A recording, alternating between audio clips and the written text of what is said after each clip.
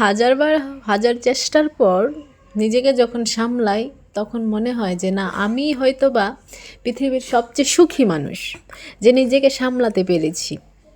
তো একটা কথা সবসময় মনে রাখবেন, কেউ পাশে থাক আর না থাক, নিজেকে সবসময় নিজে সামলিয়ে চলার চেষ্টা করবেন। কষ্টগুলোকে দূরে রেখে নিজের অন্তর থেকে নিজের মুখের মধ্যে সবসময় হাসি রাখবেন।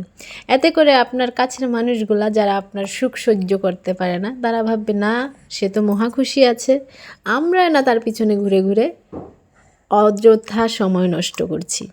তো হ্যালো, আসসালামু আলাইকুম everyone, so welcome to my another blog. আবারও একটি লং ভিডিও নিয়ে অনেকদিন পর আপনাদের সামনে আমি হাজির। তো আজকে যাচ্ছি এখন হচ্ছে কলেজের উদ্দেশ্যে।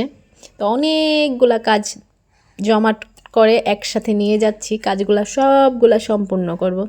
মাঝে মাঝে রাস্তায় অনেক মানুষ দেখি, দেখে মনে হয় যে আসলে আমার কষ্টটা হয়তো বা তাদের কষ্ট থেকে কমই।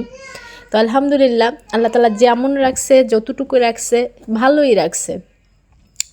আমরা যখন অর্থের জন্য নানান রকমের টেনশন চিন্তায় থাকি, তখন আমরা আমাদের আশেপাশের মানুষগুলারে দেখলে মনে হয় না আমরা ভালোই আছি, বেটার আছি। তো কথা বলতে বলতে বকবক করতে করতে চলে আসছি কম্পিউটারের দোকানে। এখান থেকে রেজাল্ট শিটগুলা উঠাবো, দেন কলেজে যাব। তো অবশেষে কলেজেও চলে আসছি। তো কলেজে আসার পর একটা কাহিনী হয়েছে কি, আইসাই দেখি লেকচার দেওয়া শুরু হয়েছে। তো লেকচার যেহেতু ফিল্ড ওয়ার্ক চলতেছে, এইখান থেকে লেকচার দিয়ে আমাদেরকে অন্যের আন্ডারে দিয়ে দিবে। তো আমরা পড়ছি আলহামদুলিল্লাহ, যুব উন্নয়নের আন্ডারে পড়ছি আমরা আমরা প্রায় 21 জন মেয়ের মতো যুব উন্নয়নের আন্ডারে পড়ছি। তো আমাদের কাজ হচ্ছে আমাদের কাজকর্মগুলো আমাদেরকে বুঝিয়ে দেওয়া হচ্ছে আর কি। স্যাররা বলতেছে তোমরা এই কলেজ থেকে যাচ্ছ, মহিলা কলেজ থেকে, যাতে করে তোমাদের নাম খারাপ না হয়, তোমাদের জন্য যাতে আমাদের নাম খারাপ না হয়। যুব উন্নয়নের স্যারগুলা তোমাদেরকে যেইভাবে দিক নির্দেশনা দেবে, তোমরা চুপচাপ হাসি মুখে ওইভাবে তোমাদের দিক নির্দেশনাগুলা পালন করবা। তো আমাদের আগের বেঞ্চের যারা আছে, তো তারাও নাকি খুব সুন্দরভাবেই যুব উন্নয়নের আন্ডারে পড়ছিল। তো কাজগুলা কমপ্লিট করছে, তাদের অনেক প্রশংসা করতেছিল স্যার। তো আবু বকর স্যার আলহামদুলিল্লাহ অনেক ভালো মানুষ। স্যারের জন্যই আমার ফর্ম ফিল আপটা হয়েছে বা এই পর্যন্ত আসছি, পরীক্ষা দিতে পারতেছি। তো স্যারকে অসংখ্য ধন্যবাদ। তো তারপর আবার লেকচার নিয়ে আসছে আমাদের চিস্তি স্যার, যিনি অত্যন্ত কড়া একটা মানুষ, অত্যন্ত চিন্তাবিদ একটা মানুষ, যার মাথায় সব সময় চিন্তাভাবনা থাকে আমাদের কলেজকে নিয়ে। খুবই খুবই কড়া কড়া কথা বলে উনি।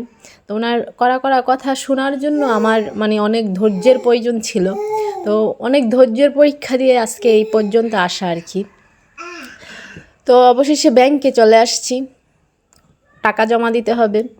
তো ভর্তির টাকা, দেন হচ্ছে পরীক্ষার, দেন হচ্ছে সব মিলে টোটাল টাকা পয়সা জমা দিয়া রিসিট নিয়ে আবার চলে গেছি কলেজে। তো কলেজ যাওয়ার পর গিয়ে দেখি চিস্তি স্যার নাই। চিস্তি স্যারের জন্য অনেকক্ষণ যাবৎ ওয়েট করতেছি যে স্যার কখন আসবে, আমি আমার রিসিটটা স্যারকে দেখাবো, দেখানোর পর বাসায় চলে আসব। কিন্তু না, স্যার প্রায় আমাকে 1-1.5 ঘন্টার মতো ওয়েট করাইছে। প্রায় 2 ঘন্টার কাছাকাছি হয়ে গেছে আমি ওয়েট করতেছি, দাঁড়ায় আছি। তো ভাবতেছি যে আসলে মানুষ উঁচু পদে গেলে নিচের মানুষগুলারে মূল্যায়ন করতে ভুলে যায়। তার কারণ হচ্ছে একটাই, এটা আবার খারাপভাবে নেবেন না। তার কারণ হচ্ছে একটাই, সেও অনেক কষ্ট করে, অনেক পরিশ্রম করে, অনেকক্ষণ আমার থেকেও হয়তো বা বেশি ওয়েট করে, অপেক্ষা করে তার পর্যায়টা আজকে সে ওইখানে নিয়ে গেছে। সো এই কারণে সে আমাকে ওয়েট করাইতে পারতেছে বা পারতে সক্ষম। সো তার কাজ যেহেতু আমার তার কাজ, সো তার আমার কোনো কাজ নাই, তো আমাকে ওয়েট করতেই হবে, এটাও স্বাভাবিক বিষয়। তো ছোট্ট ছোট্ট বিষয়ে অনেক অভিজ্ঞতা অর্জন হয় আর কি। তো এই আর কি, তো অভিজ্ঞতা অর্জন হয়েছে, ভালো হয়েছে। এটা আল্লাহ তাআলার একটা দিক নির্দেশনা যে আমি এভাবে অপেক্ষা করব। এই অপেক্ষার মধ্যে আমার অনেক চিন্তাভাবনা আসবে যে কেমনে কেমনে কী হচ্ছে, এই চিন্তাভাবনাগুলো মাথায় আসবে। তো এই আসলো আর কি। তো দাঁড়ায় আছি অনেকক্ষণ যাবৎ, প্রায় 2 ঘন্টা হয়ে গেছে। স্যারের কোনো নামগন্ধ নাই, কারণ পিছনে কাজ চলতেছে, কলেজ উন্নয়নের কাজ চলতেছে আর কি। সরকার পতন হওয়ার পর কলেজের কাজ ধরছে স্যার। আর আমাদের চিস্তি স্যার তো এখন ডিপার্টমেন্ট হেড হয়ে গেছে, প্লাস হচ্ছে অনেক কিছু দায়িত্ব পাইছে। তো এখানে আবার স্যার আসলো, আসার পর আমার রেজাল্ট শিটগুলো দেখলো, দেখার পর উনি আমাকে কি বলে এটাকে, অনুমতি প্রদান করছে যে হ্যাঁ তুমি পরীক্ষা দিতে পারবে। তো আমিও খুশি মনে চলে আসছি, অনেকক্ষণ ওয়েট যাই কিছু করছি সব দুঃখ ভুলে গেছি, এই আর কি। তো ভিডিও ভালো লাগলে লাইক কমেন্ট শেয়ার অবশ্যই। তো আমি ক্ষুদ্র মানুষ, আপনাদেরকে অনেক ভালোবাসি, যারা আমাকে পছন্দ করেন তাদেরকে, আর যারা আমাকে পছন্দ করেন না তাদেরকেও আমি অনেক বেশি ভালোবাসি। তার